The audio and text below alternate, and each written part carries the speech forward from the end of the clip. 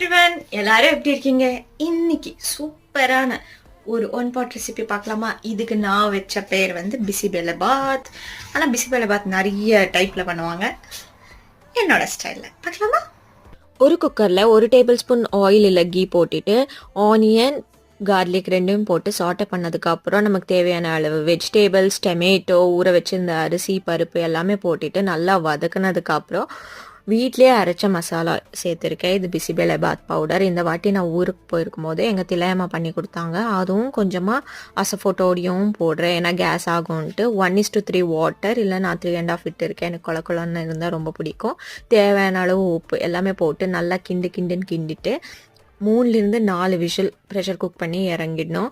அதுக்கப்புறம் நெய்யில் தாளிச்சிட்டு லாஸ்ட்டில் வெல்லம் போட்டு இறக்குனீங்கன்னா பிசிபெலபாத் ரெடி.